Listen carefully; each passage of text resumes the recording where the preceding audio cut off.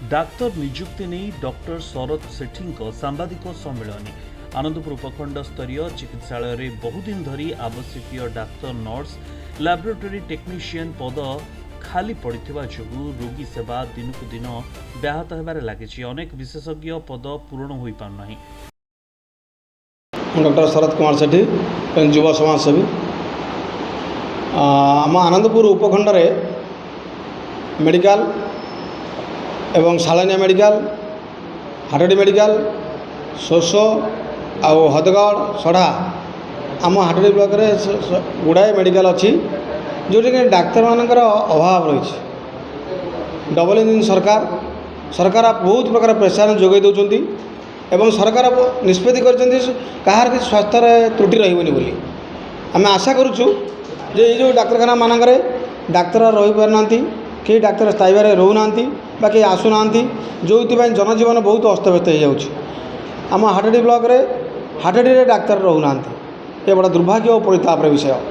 आम निवेदन करुचु आनंदपुर उपखंड आखपाख 4टी जिले भी लोक मैंने निर्भर कर उपखंड चिकित्सा किंतु बहुत दुर्भाग्यर कथा सांगे सांगे गोटे पेसेंट गले सांगे सांगे कटक को रेफर होनेक गरीब गरीब लोक मैंने अच्छा जो चिकित्सा हो पारना।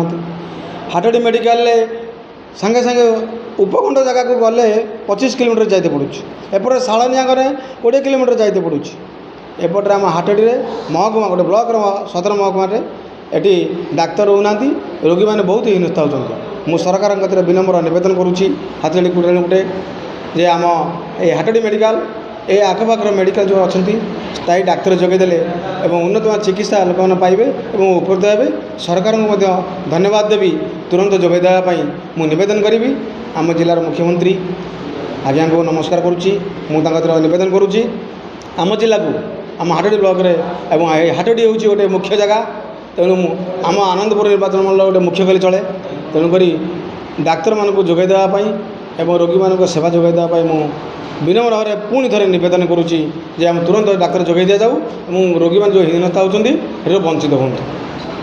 विकल्प स्वरूप डीएमएफ अनुदान सहायता न्यूरो विभाग 3 जन डाक्तर चर्मरोग विशेषज्ञ प्रतिमास विभिन्न सप्ताह आसुवा बेले वर्तमान प्राय 2 मास धरी आसुना।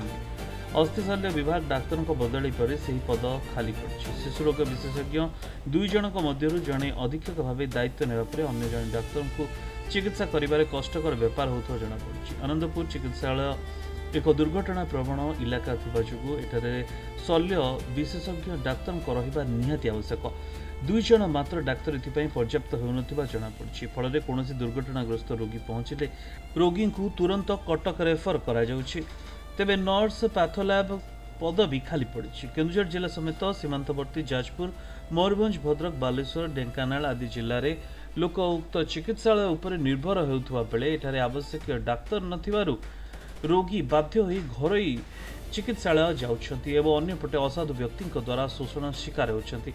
से भले हाटडी सालनिया हदगड़ साईकूल फकीरपुर में डाक्तर नथिबा जुगु रोगी माने नाही नथिबा असुविधा सम्मुखीन होउछंती। डाक्तर शरद सेठी सांबादिक सम्मेलन में एनी सूचना दिथुवा बेले केन्द्र राज्यर बीजेपी सरकार को अनुरोध करने स्वास्थ्य मंत्री एप्रति दृष्टि देवाई गणमाध्यम जरिया से प्रतिक्रिया रखिंट। घसीपुर निर्मल चंद्र राउल रिपोर्ट प्रदीन टीवी।